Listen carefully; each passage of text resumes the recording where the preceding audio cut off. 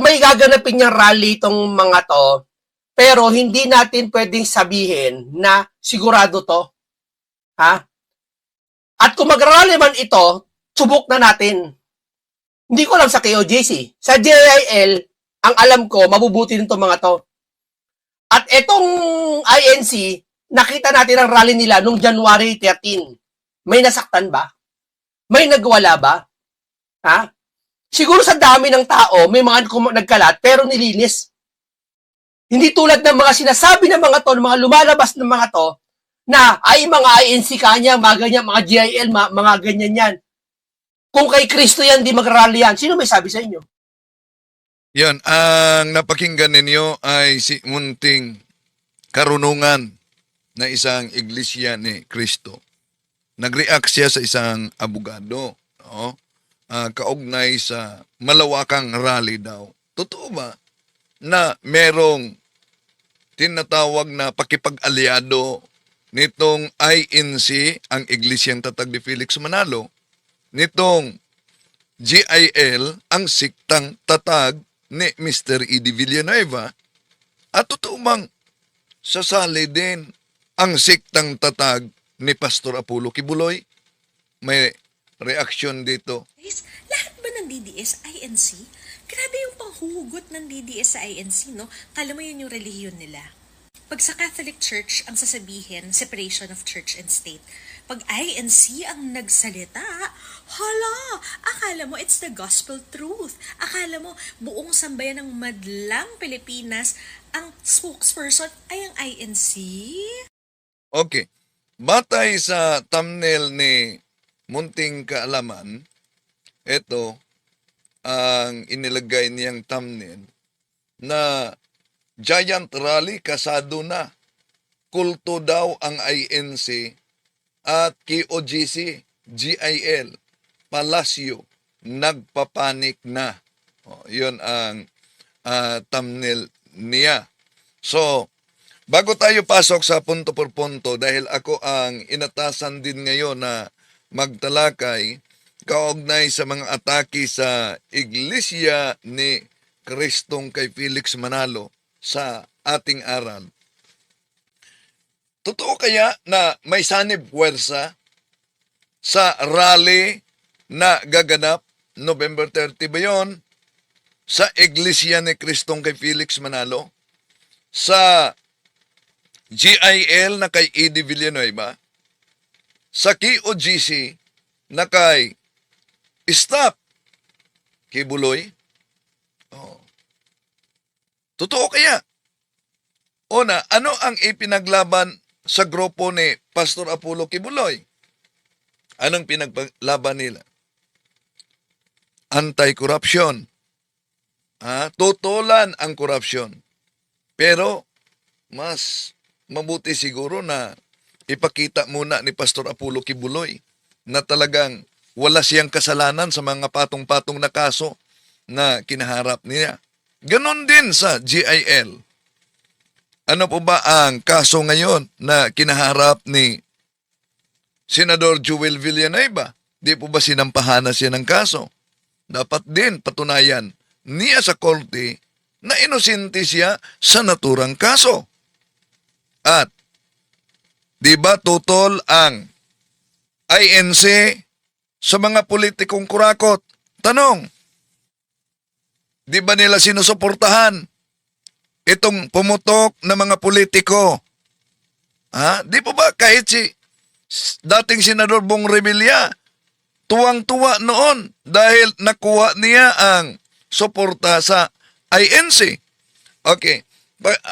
Bahagi lamang dahil yung kabuuan, magtalakay tayo, reaction video din, kaugnay sa tinatalakay nitong munting kaalaman na isang iglesia ni Kristo. Bahagi muna dahil ako ang inatasan ngayon na magtalakay sa punto por punto. May gaganapin niyang rally itong mga to, pero hindi natin pwedeng sabihin na sigurado to. Ha? At kung mag-rally, So, may gaganapin daw na rally pero hindi pwedeng sabihin na sigurado. Anong hindi sigurado na gaganaping Sandali, may nabasa ko. Brad, good evening. Pwede ba akong order ng holy oil? Ay, wala pong order ng holy oil. Dahil pag blessed, hindi po yan binibinta. naman ito, subok na natin. Hindi ko alam sa KOJC. So ang INC subok na umano. Di po ba may malawakan silang rally noong kaugnay sa impeachment. At yun daw ay rally para sa kapayapaan at walang kaugnayan sa politiko. Pero nagtaka tayo, si Senador Marcoleta na doon nagpahayag at binanatan yung mga politiko. Ganon din ang ministro ni Felix Manalo na si Arnel Tumanan. At nangangansyaw pa. Anong sabi niya? Merong politiko na hindi pa sumikat, laos na. Ang galing nila mga hansaw. Asan ang sabi nilang walang kaugnayan sa politiko yon? Okay, tuloy natin. Sa GIL, ang alam ko, mabubuti nito mga to. Ang GIL, alam niya na mabubuti. How about ang KOGC ni Kibuloy? Mabubuti ba yung KOGC ni Kibuloy? At itong INC, nakita natin ang rally nila noong January 13. Bakit nila? Di ba INC ka? Di ka ba sumali sa rally na pinangangasiwaan mismo ng inyong sikta? Okay, tuloy natin. Nasaktan ba? May nagwala ba? Ha? Siguro sa dami ng tao, may mga nagkalat, pero nilinis. Hindi tulad ng mga sinasabi ng mga to, ng mga lumalabas ng mga to, na ay mga INC kanya, mga ganyan, mga GIL, mga ganyan yan. Kung kay Kristo yan, di mag-rally yan. Sino may sabi sa inyo? Kung kay Kristo yan, di mag-rally yan. Sabi niya, sino nagsasabi sa inyo? Ibig ba sabihin na pag kay Kristo, magrarally talaga? No? Sige. Totoo kaya na nagpanik ang Malacanang? Ano po ba ang pwedeng magresulta sa panik ng Malacanang? Ano ang layunin sa rally kung ito'y nagdulot ng pagkapanik sa Malacanang? Ibig po ba sabihin na gusto nilang pababain sa pwesto ang kasalukuyang Pangulo na si BBM? Tandaan natin, sino ang sumusuporta ni BBM at ni Sara Duterte? Di po ba sinusuportahan ng INC? Ngayon, sa pangyayari na grabe ang away sa politiko sa ating bansa, di ba kayo magiging kabahagi nitong kaguluhan sa politiko? Ating ipagpatuloy ito mga kapatid dahil mahaba itong video niya. Bahagi lang muna dahil ako ang inaatasan ngayon sa punto por punto na magtalakay kaugnay sa mga tuligsa ng mga ministro ni Felix Manalo at lalo na itong atake ng grupo ng The Revealers. Ang The Revealers, yun po ang mga kaanib sa Iglesia ni Cristo, mga kapatid, natatag ni Felix Manalo. So, grabe banat nila sa pananampalatayang Katoliko. No? Kung mapansin ninyo, mula sa INC, yun pang grupo ng Seventh-day Adventist, grabe talaga ang banat nila. At dapat sagutin natin itong kanilang mga atake dahil ang kasinungalingan pag ito'y palaging inulit-ulit ay magmukha talagang parang katotohanan lalo sa ating mga kapatid na kulang ang kaalaman. Sa pagkakataong ito, pasok na tayo sa punto por punto. Sumagot si Jesus, may isang lalaking naganda sa isang malaking piging at marami siyang inanyayahan. Nang dumating ang oras ng piging, inutusan niya ang kanyang mga alipin at pinasabi sa mga inanyahan, halina kayo, handa na ang lahat. Ngunit nagdahilan silang lahat. Ang sabi ng una, nakabili ako ng bukid, kailangan kong puntahan. Kayo na sanang bahala magpaumanhin sa akin. At sinabi ng isa, nakabili ako ng 5 pares ng baka at kailangan kong isingkaw para masubo. Kayo na sanang bahala magpaumanhin sa akin. Sinabi naman ng isa pa, bagong kasal ako kaya hindi ako makakadalo. Bumalik ang alipin at binalita sa kanyang Panginoon. Nagalit ito at sinabi sa alipin, lumabas kang madali sa mga lansangan at makikipot na daan ng lungsod at isama mo rin ang mga pulubi, mga pingkaw, mga bulag at mga pilay. Pagbabalik ng alipin ay sinabi niya, Panginoon, nagawa na po ang inuutos ninyo, ngunit maluwag pa. Kaya't sinabi ng Panginoon sa alipin, lumabas ka sa mga lansangan at sa mga landas ay pilitin mong pumarito ang mga tao upang mapuno ang aking bahay. Sinasabi ko sa inyo, isa man sa mga unang inanyahan ay hindi makakatikim ng aking handa. Mga kapatid, ito pong mabuting balita ng ating Panginoon. Pinupuri ka namin, Panginoong Hesukristo. So para makumpleto po natin, no, so bigay natin yung Lunes naman na Ebanghelyo. Ito po yung ito po yung kadugtong ito ng kahapon. Lucas chapter 14, verse 12 to 14. No? Nung araw na yun, sinabi naman ni Jesus sa nag-anyaya sa kanya, kapag naghahanda ka, huwag ang mga kaibigan mo, mga kapatid, mga kamag-anak o mayayamang kapitbahay ang anyayahan mo sapagkat aniyahan ka rin nila.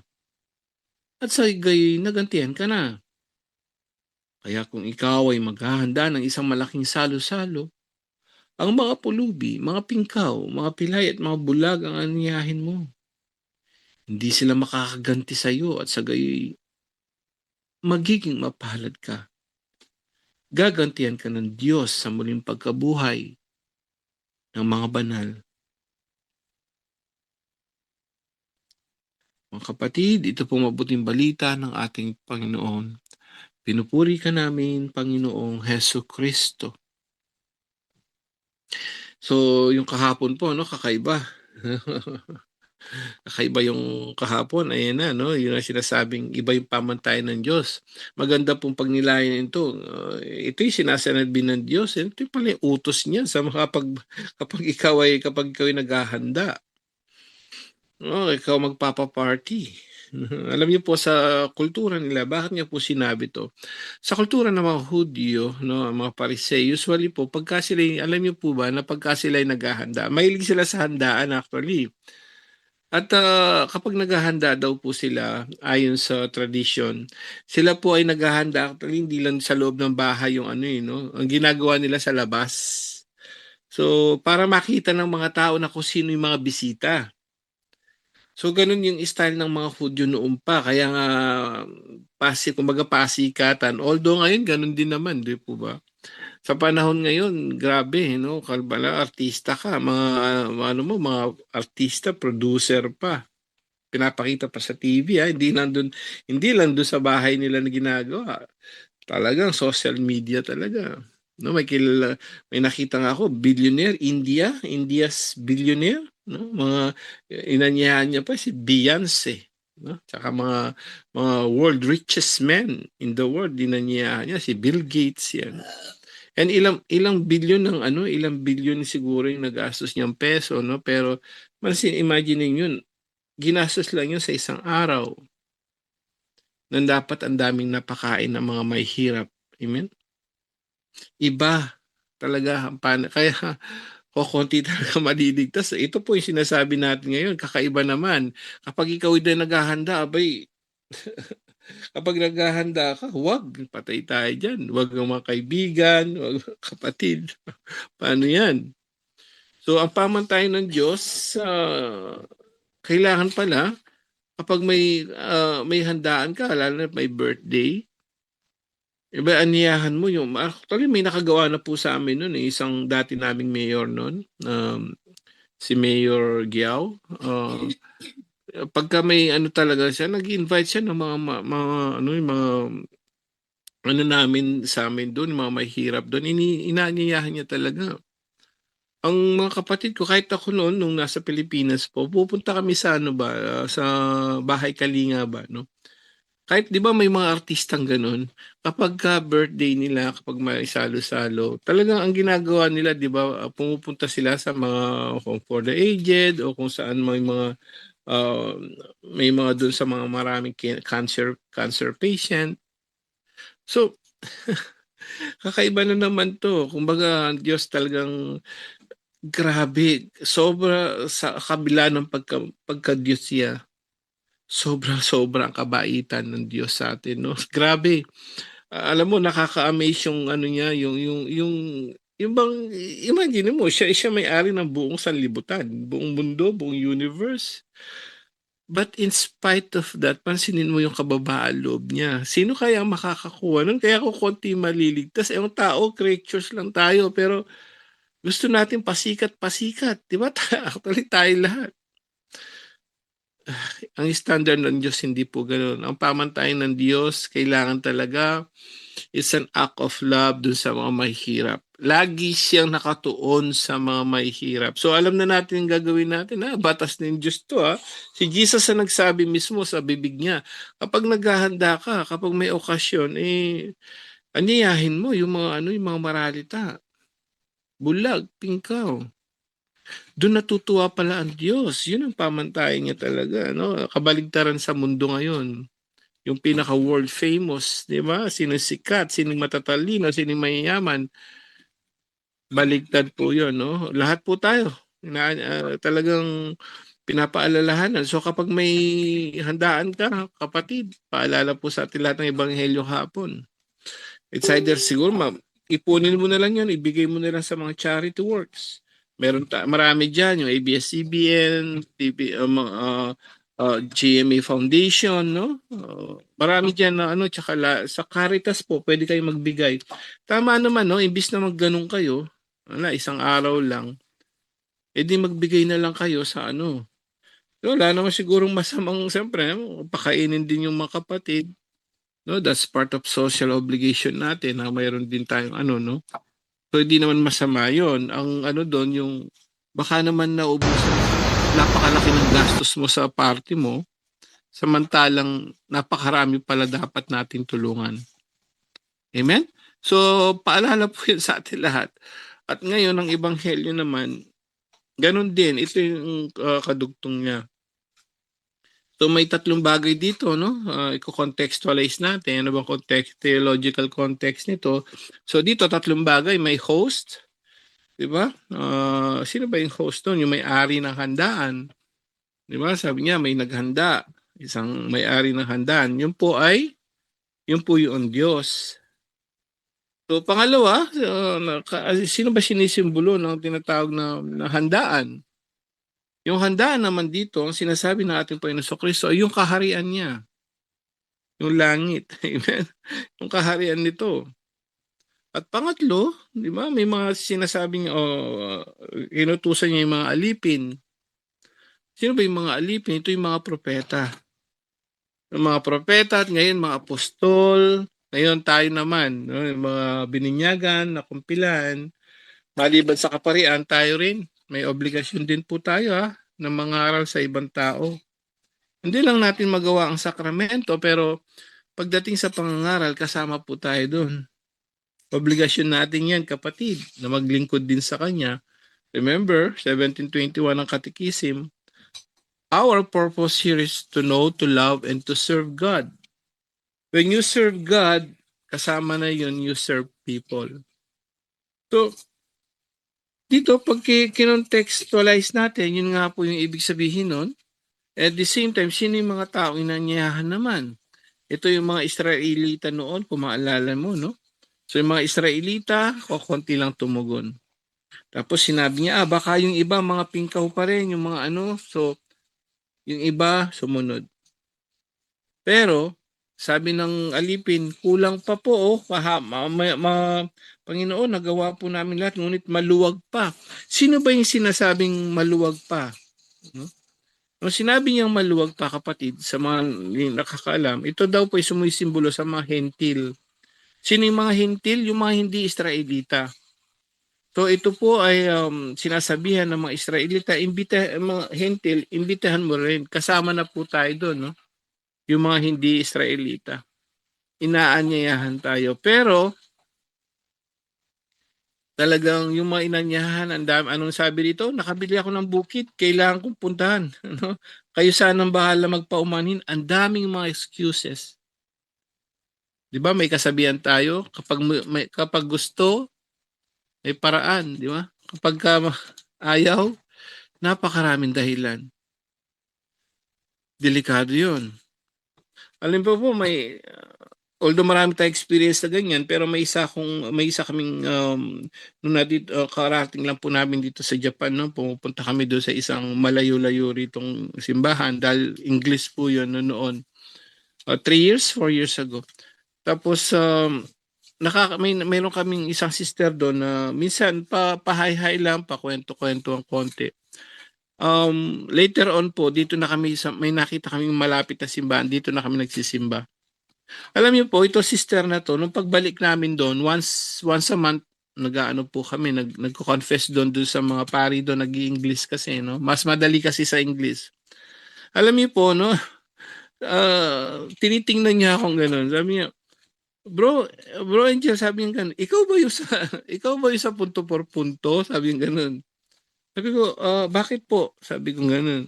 Kasi sabi niya, parang may nakita ako doon nung naano ko doon sa kay Bro Wendell, tapos napunta ako kay Adrian Milag, tapos napunta ako sa punto por punto, sabi niya. Tapos may narinig ako, may nakita ako doon, yung kamukha mo sabi niya, tapos si Angel, yung sumasagot. Ikaw ba yun? Sabi niya sa akin.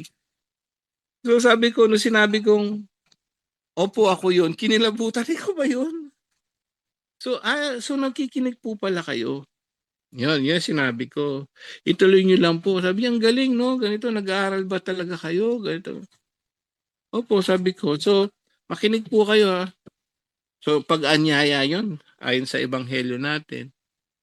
Alam niyo, after how many months, nung magkita uli kami, 1 month, 2 months, nung makita namin si sister, tinanong ko, Sister, nakikinig pa rin po ba kayo? Ganun din. Ang sabi niya, kasi ganito kasi ganun. Ang dami na namin ganun na una, sabik na sabik. Later on, ang dami ng dahilan. Paalala sa atin lahat, kapag gusto, may paraan. Kapag ayaw, maraming dahilan. Napakadelikado ng maraming dahilan, no? Katagagay na nangyayari, hindi natin alam kung anong oras darating ang kamatayan ng tao. Tayo lahat. Tingnan mo, pagkatapos po na lindol ngayon, anong nangyari? Baha naman. Wake up call for us, kapatid. Sana, yung handaan. Nandiyan na yung handaan Nandiyan na yung mga alipin tayo, mga propeta, mga tagapamalit ng mabuting kaligtasan. Sana po kapatid, wag na nating anuhin. Sabi nga ko, konti na lang panahon para nakikita natin palala ng palala sitwasyon. Baka sooner or later tayo naman ang tawagin biglaan. Halina't magsisi, magbalik loob. Para sasabihin niya, pagdating ng araw, kung tayo naman ang tinawag, tayo naman po ay kung handa na, sasabihin ng Diyos sa atin, halika, welcome to my kingdom. Amen. Yun lang po. Naway gabay tayo ng Banal na Espiritu ngayong gabing ito. To God be the glory. Salamat po. Back to you, Bro John Doe. And God bless po sa ating magtatapik ngayon. Walang iba kundi si Brother Wendell Malibong. Bro John Doe, back to you po. Okay, thank you sa iyo, Brother Angel. And then natin silipin ngayon kung nandiyan na po si Brother Wendell sa Zoom. Wait lang ha. Silipin ko muna dito ha. Ayan. Okay, Brother Wendell. Good evening sa iyo, Brother Wendell.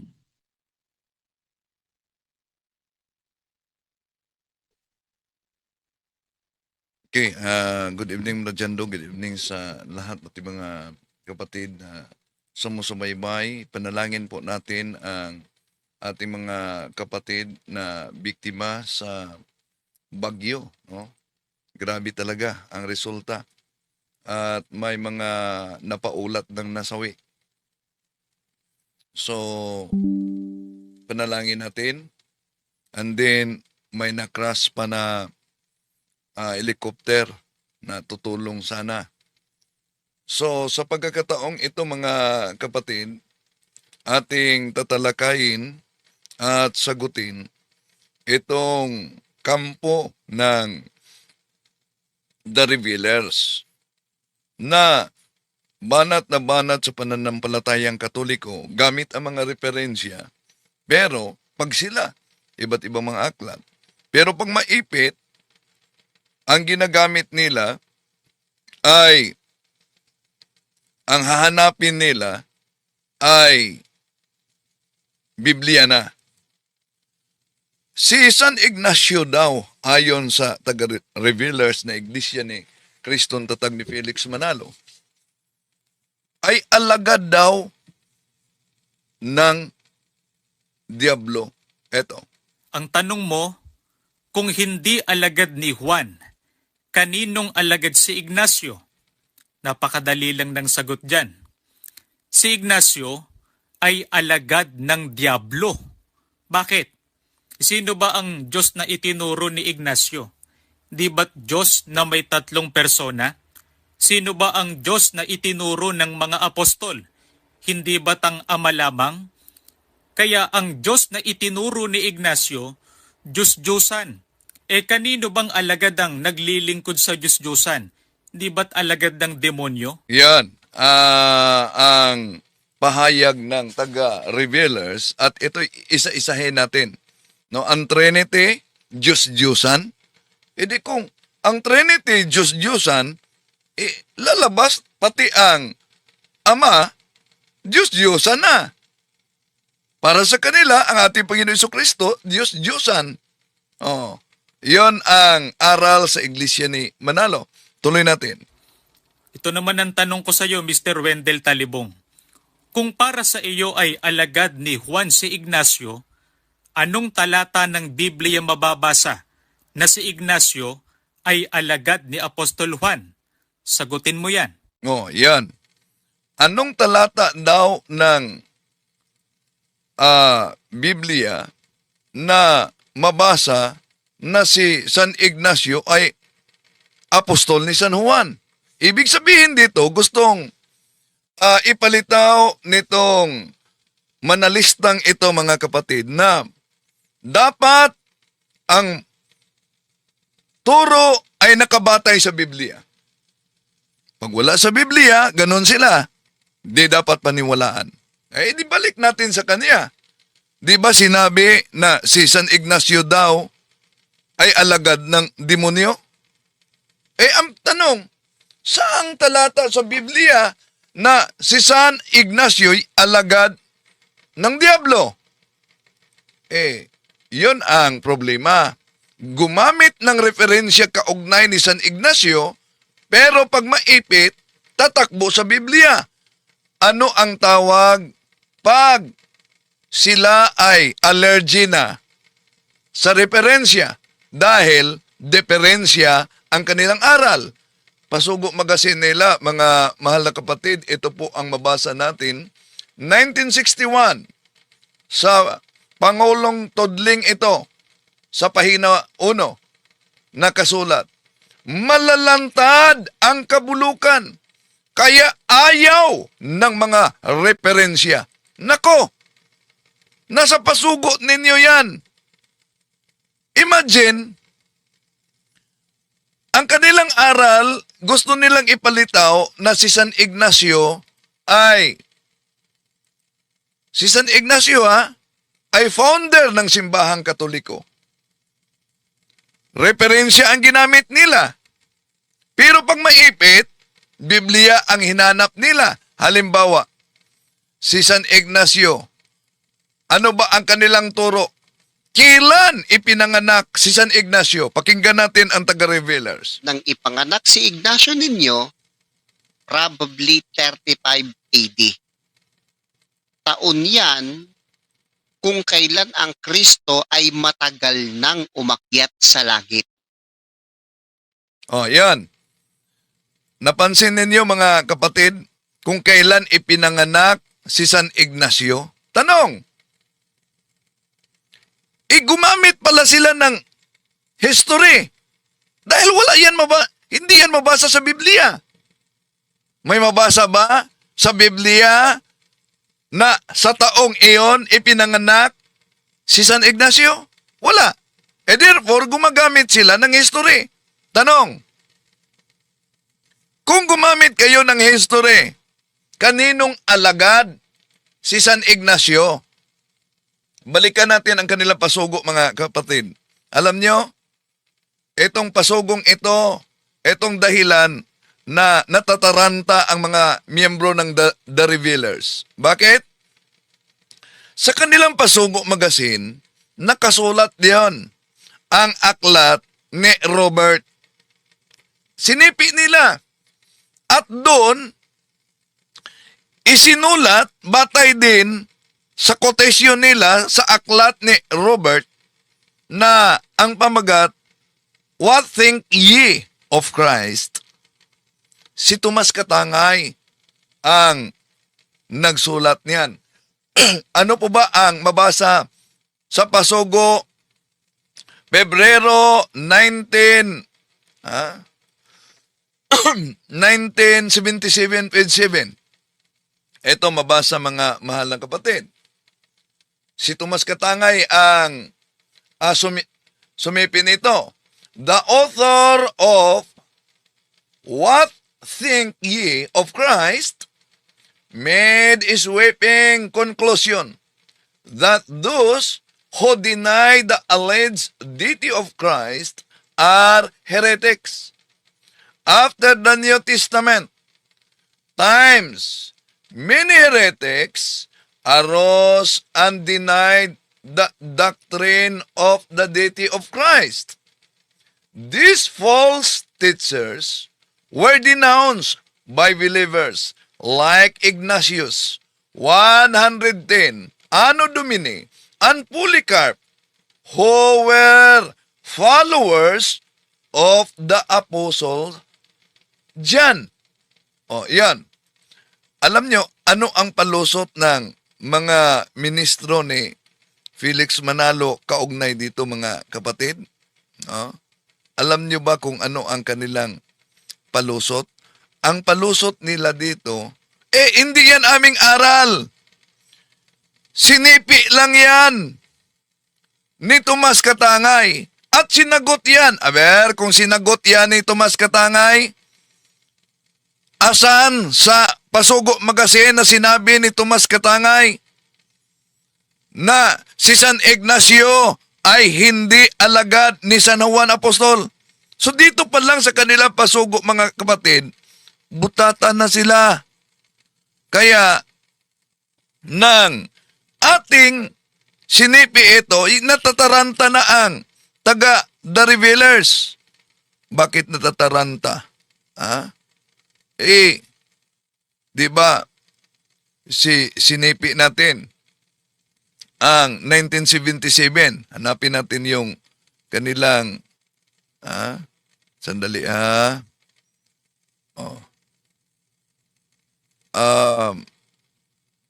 natataranta dahil ang ipahanap ay 1997. Naku, ang layo.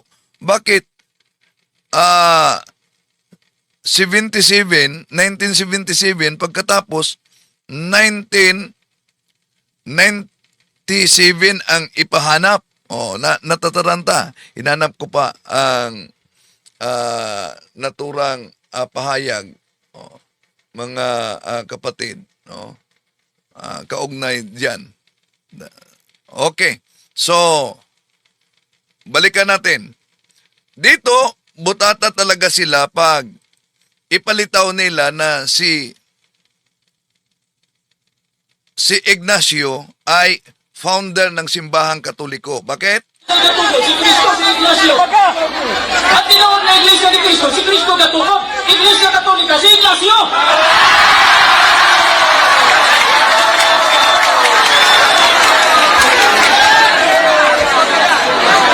Kay imo man dyong ipamugos nga si San Ignacio may nagtuko Oh, so, dyan mga kapatid, pansinin ninyo, ang mga ministro ni Manalo, gusto nilang igiit na si San Ignacio ang nagtatag sa simbahang katoliko. Ito ang argumento.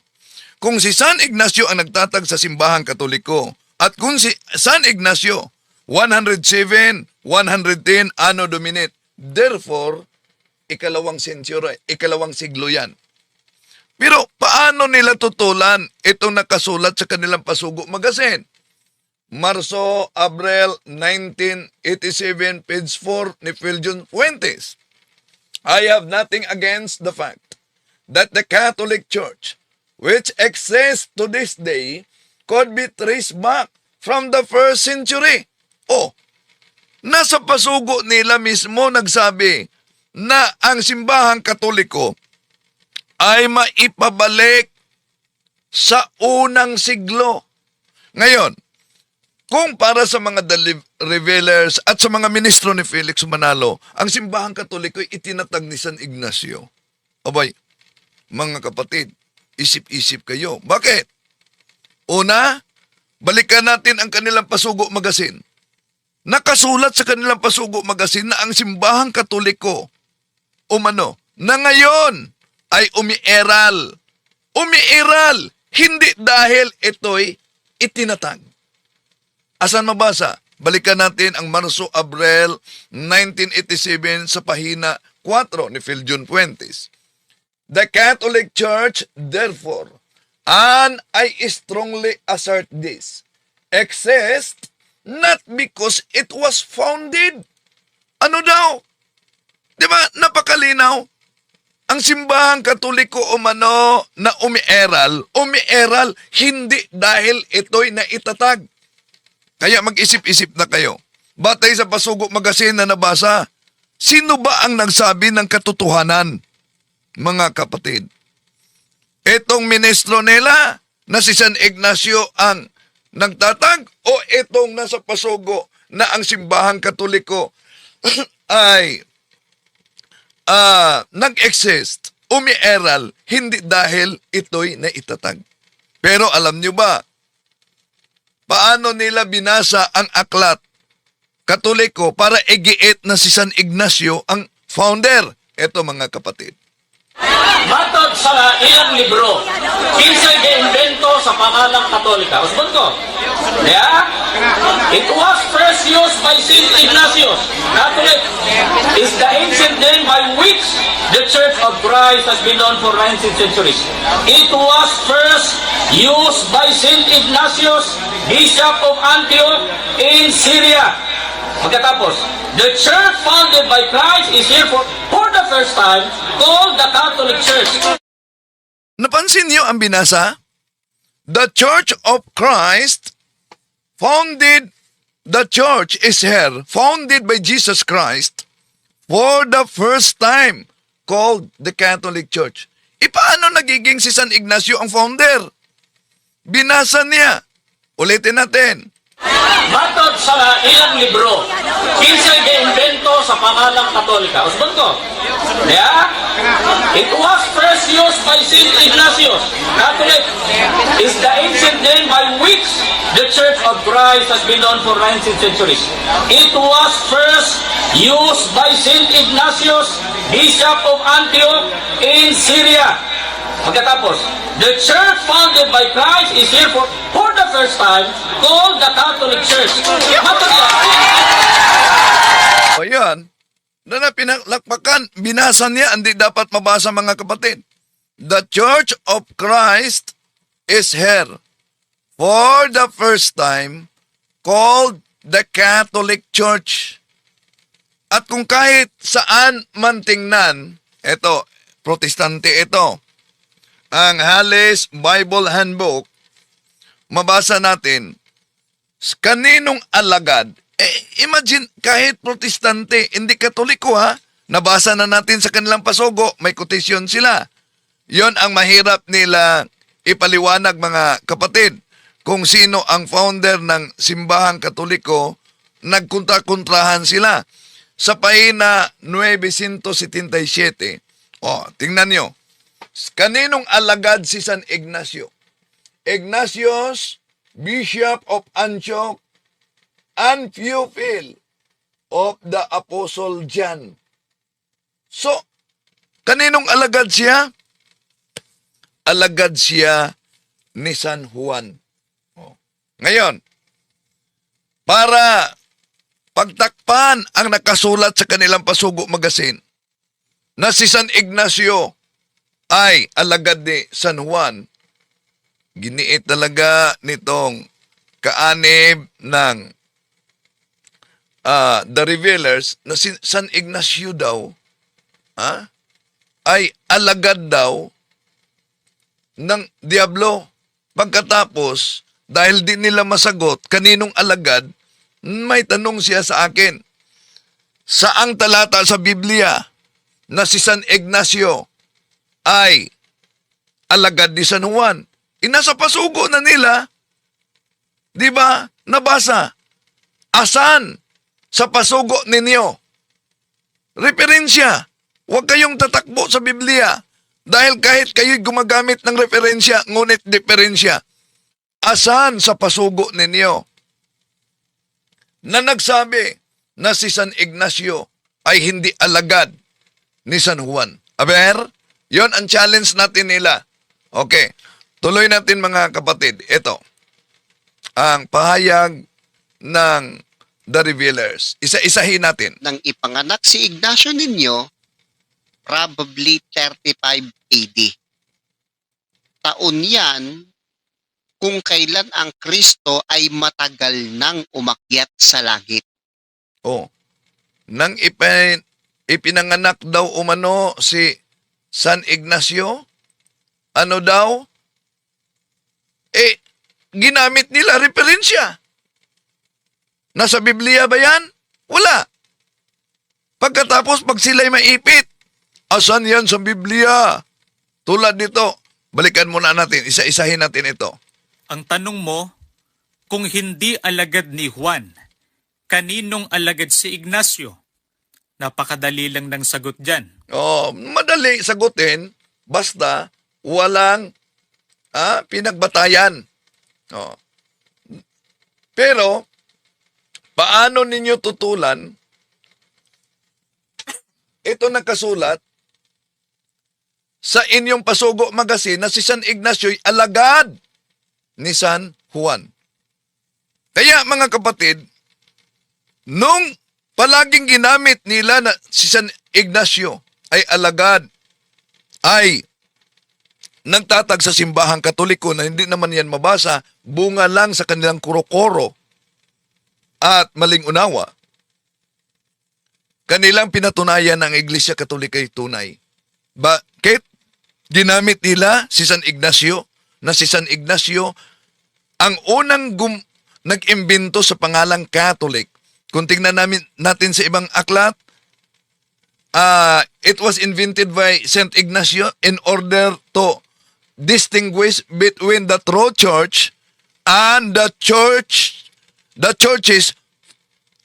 founded by men. The schismatic churches. Ngayon, may mabasa ba sa referensya na si San Ignacio ay hindi alagad ni San Juan? Hindi. Ang ginawa nila, nag-imbento ng story. Dito niyo makita, story versus history. Bakit? Dahil alagad daw umano si San Ignacio, madaling sagutin sa Diablo. Si Ignacio ay alagad ng Diablo. Yan. Ang sabi ng mga iglesia ni Manalo. Si San Ignacio ay alagad ng Diablo. Aber, asan mabasa? Sa referensya na si San Ignacio ay alagad ng Diablo. Wala. Pero, kung puntahan natin ang aklat mismo ng dating kasama nila, eto'y delikado. Bakit? Alam nyo ba kung ano ang sinabi ni Egmedio Sabala? kung itong aklat ninyo ang pagbatayan natin sa pahina 16. Ito po mga kapatid, mabasa ninyo. Sa pahina 16, sabi ni Egmedio Sabala, minsan nga ay nabanggit pa niya sa akin, ito'y tumutukoy niya kay Felix Manalo, sa akin, na siya'y marunong pa kay San Pedro at kay San Pablo. At kung hindi ako nagkakamali, ganito ang naipahayag niya. Ang iglesyang ito'y hindi sa Diyos, kundi sa Diablo. Nako, delikado. May batayan tayo sa aklat na ako ay naging ministro ng Iglesia ni Cristo. Kaya, ibalik natin. Buti tayo, may batayan. Dating kasama nila, narinig niya personal knowledge galing kay Felix Manalo na nagsabi, ang iglesyang ito ay hindi sa Diyos, kundi sa Diablo. Ngayon, nang sinabi nila na si San Ignacio ay alagad ng Diablo, asan mabasa sa history? Asan mabasa sa referensya? Yon, diyan ninyo makita mga kapatid na diferensya talaga ang kanilang aral. No? Diferensya ang kanilang aral. Okay, tuloy natin. Bakit si San Ignacio daw ay alagad ng Diablo? Tuloy natin. Bakit? Sino ba ang Diyos na itinuro ni Ignacio? Di ba't Diyos na may 3 persona? Sino ba ang Diyos na itinuro ng mga apostol? Ona, ang itinuro ni San Ignacio, Diyos na may 3 persona. Sige nga, magbasa kayo sa Biblia. Asan mabasa sa Biblia na ang nagturo na Diyos na may 3 persona ay Diablo? Ganon mag-imbento ang mga ngaral sa Iglesia ni Manalo. Tuloy natin. Hindi ba't ang Ama lamang? Yan. Sino daw umano ang itinuturong Diyos ng mga apostol? Hindi ba ang Ama lamang? The Father alone. May mabasa ba kayo na the Father alone? Wala. Sila mismo. Dinagdagan nila. At tandaan natin mga kapatid na ang Holy Trinity na may 3 persona, nag-exist na ito kahit sa Lumang Tipan. Bakit sinabi natin kahit sa Lumang Tipan? Basahin natin ang King James Version. Ito ang mabasa sa King James Version, Isaiah chapter 48 verse 16. Come ye near unto me. Hear ye this. I have not spoken in secret from the beginning, from the time that it was. There am I, and now the Lord God and His Spirit hath sent me. So napansin niyo ba ang talata, mga kapatid, na ginamit natin sa Lumang Tipan? Mapansin ninyo? Una, may mabasa tayo. There am I. Sino itong there am I? And now the Lord God, the Lord God, and His Spirit hath sent me. May Spirit, may pinadala, at may nagpadala. Kaya ginagamit nila palagi, mga mahal na kapatid, kahit na, dahil alam nyo naman, bawat doktrina nila may katumbas na Biblia. Ginamit nilang Amplified Bible. Tingnan natin sa Genesis chapter 1 verse 26. Ito mabasa natin. Then God said, let us, close parenthesis, Father, Son, and Holy Spirit, make man in our image according to our likeness. Not physical but spiritual, personality, and moral likeness, and let them have complete authority over the fish of the sea, the birds of the air, the cattle, and over the entire earth, and over the entire that creeps and crawls on the earth. Oh. So, di ba gusto nila letra for letra at gamit nila ang salin na ito? So, therefore mga kapatid, ang salin na ito ay na ginagamit nila, naghayag na sa 3 persona. Pero 3 Diyos ba yan? Hindi. At maliban dyan mga kapatid, sa Mateo Kapitulo 3, versikulo 16-17, makita natin yan, na inihayag ang 3 persona sa binyag ng ating Panginoon Jesucristo. At ginamit din nila yung The Voice Bible. Ginamit nila yan. Anong mabasa natin sa The Voice? Diyan sa Mateo Kapitulo 28-19. Ito, go out and make disciples in all the nations. Ceremonially, wash them through baptism in the name of the triune God, Father, Son, and Holy Spirit. Oh, di ba? Sila gumagamit ng iba't ibang salin para suportahan ang kanilang doktrina. So, pansinin ninyo ang binanggit sa Biblia, mga kapatid, tungkol sa bautismo. Di ba? Nandyan ang konsepto sa Trinity, Triune God. Dahil binanggit ang 3 karakter, ang 3 persona, sa iisang pangalan, singular name.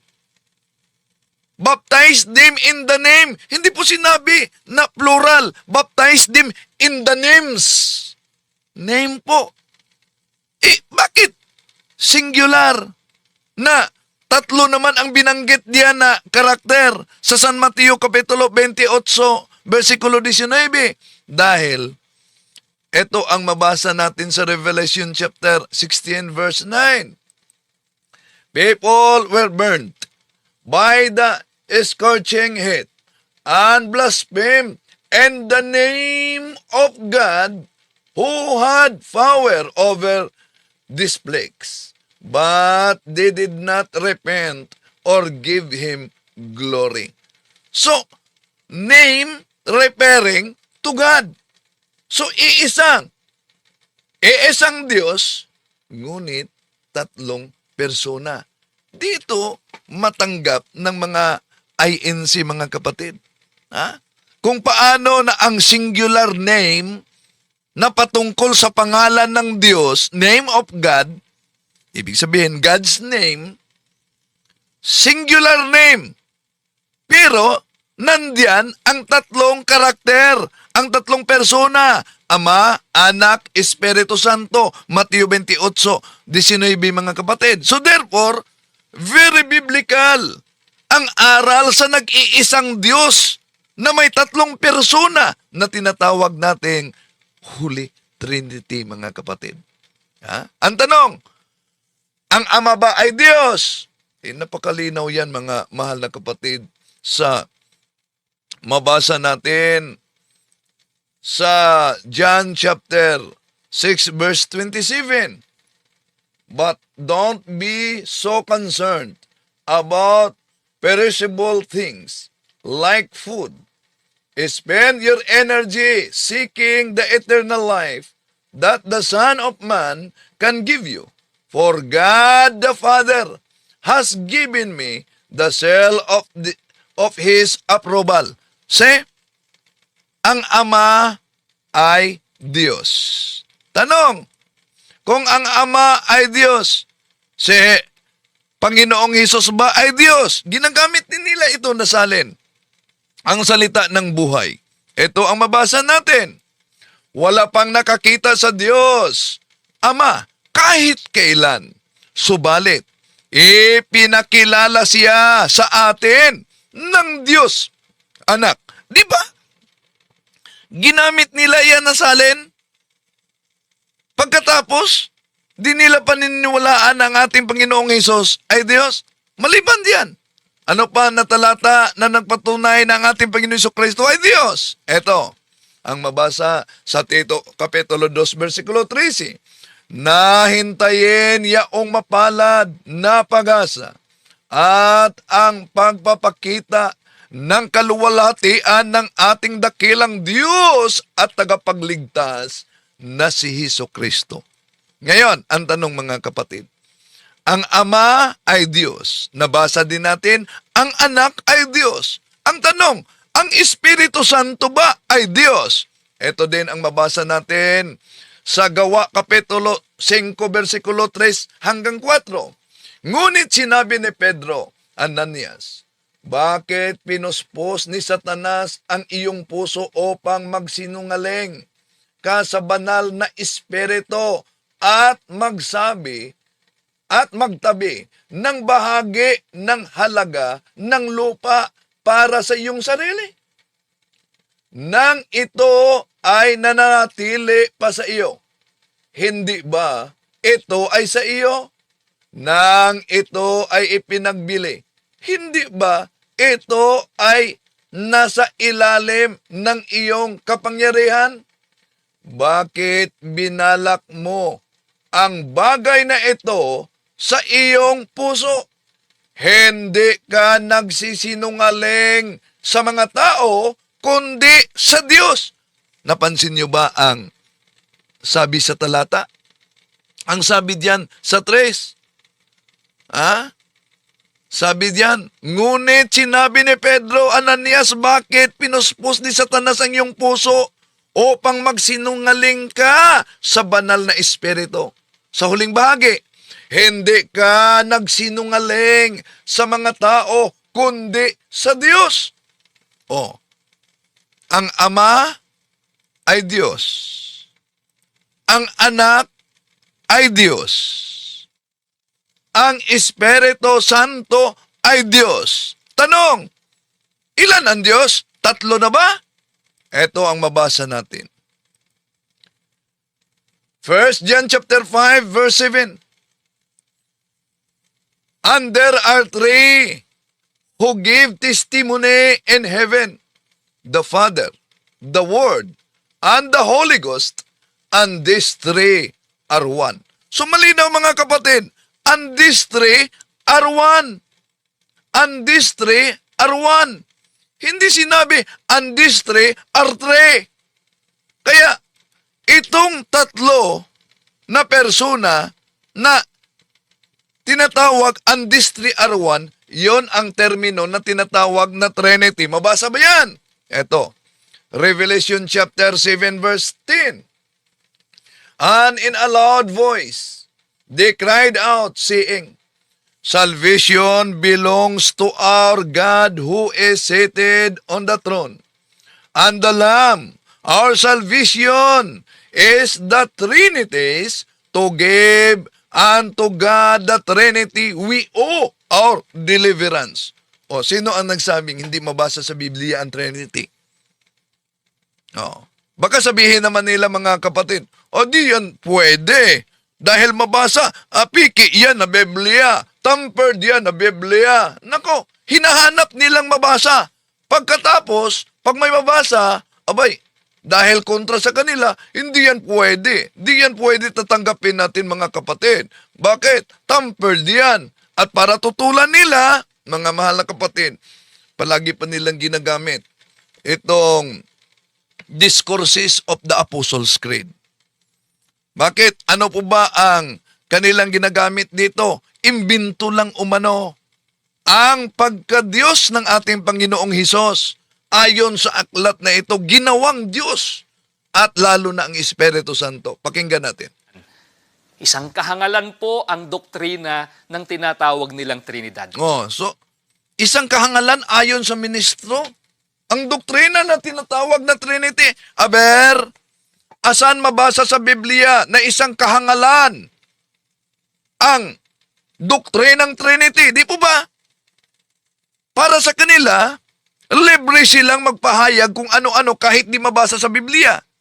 Pero pag sila'y maipit, lalo na kay San Ignacio, doon hahanap sila ng Biblia. Ngayon, binanggit ng ministrong ito na ano daw ang doktrina ng Trinity?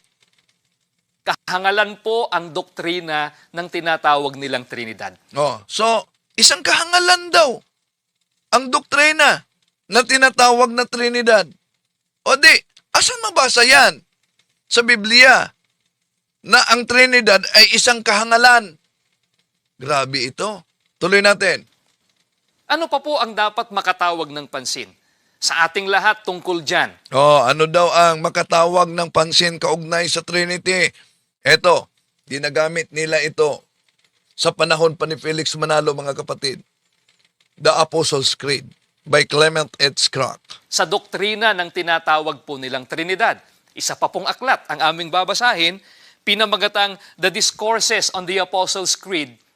Isinulat naman po ito ng isang nagngangalang Clement H. Crack. Ganito po ang kanyang sinasabi sa pahina 206. Kaya halimbawa, noon lamang 325 taon ng Panginoon, sa konsilyo ng Nisea, nang ipaliwanag ng Iglesia sa atin na isang tuntunin ng pananampalataya na si Jesus ay tunay na Diyos.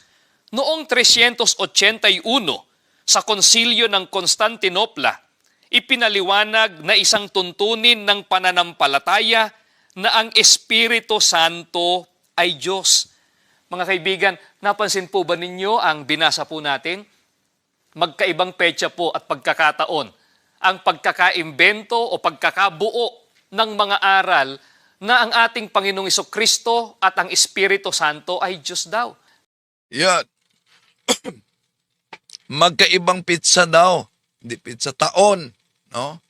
Magkaibang taon daw, mga kapatid, ang pagkabuo sa tinatawag na pagka-Diyos ng ating Panginoong Hesukristo. Okay, tingnan natin. Ito kasi ang binasa niya, no? Pero may pinutol diyan, mga mahal na kapatid. It was not until 325 Anno Domini at the Council of Nicaea that the Church defined for us that it was an article of faith that Jesus is truly God. And 381 at the Council of Constantinople, it was defined that it is an article of faith that the Holy Ghost is God. Asan ang salitang imbento diyan? Define ang ginagamit. Ang define, hindi yan imbento. May karugtong na iniwasan nila. Ito po, mga mahal na kapatid. There were no new doctrines. It was only after they were being denied that the church reaffirmed and made clear that had been taught, what had been taught by Christ and His apostles. Yun pala ang ibig sabihin ng idineklarar, hindi ito bagong doktrina. Noon lamang may mga tumututol na mga erehes na ang simbahan ay pinanindigan talaga at nilinaw ang aral ng ating Panginoong Hesukristo at ng mga apostol kaugnay sa Santissima Trinidad. Kaya napansin niyo, mga kapatid, isang uring pandaraya, pinuputol. Pagkatapos yung binasa, dinagdagan ng kasinungalingan. Dahil ang nakasulat, defined. It was defined by the council. Ang pahayag ay, it was invented. Ang layo, di ba? Kaya, kung kasinungalingan na sa simula, kasinungalingan na sa lahat, at kasinungalingan sa unawa. Mag-ingat, dahil ang kasinungalingan, ama niyan, Juan 8:44, ay ang Diablo. Diba?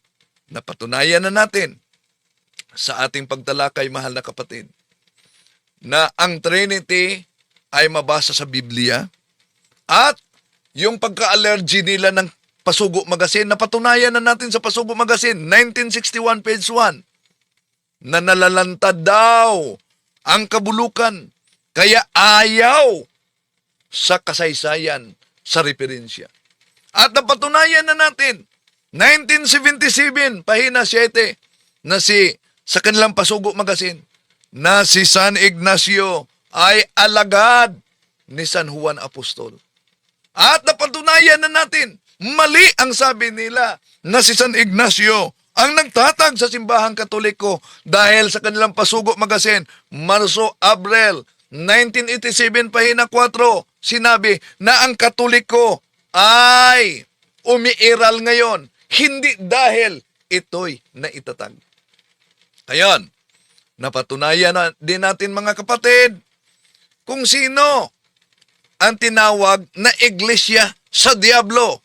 Ayon sa aklat na ako ay naging ministro ng Iglesia ni Cristo sa pahina 16. Nakasulat yan mga mahal na kapatid. Napatunayan na din natin na ang tatlong personay nag-exist na sa Isaias Kapitulo 48, versikulo 16. At mabasa din sa Amplified Bible na ginagamit nila sa Genesis Kapitulo 1, versikulo 26. At napatunayan na natin gamit ang The Voice Bible na may mabasa sa Mateo 28:19-20 na Triune God. Napatunayan natin, mga mahal na kapatid, na ang Ama ay Diyos. Juan Kapitulo 6, versikulo 27. Napatunayan natin na ang anak, ang ating Panginoon Jesucristo ay Diyos. Juan Kapitulo 1, versikulo 18. Napatunayan natin na ang Espiritu Santo ay tinatawag na Diyos. Gawa Kapitulo 3, versikulo 4. At ito na tatlo, Ama, Anak, Espiritu Santo, napatunayan natin ayon sa Juan Kapitulo 1 John chapter 5 verse 7 na these three are one.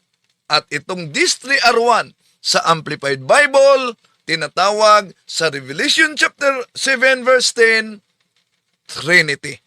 Kaya, sino ngayon ang nagturo sa sinabi nilang kahangalan?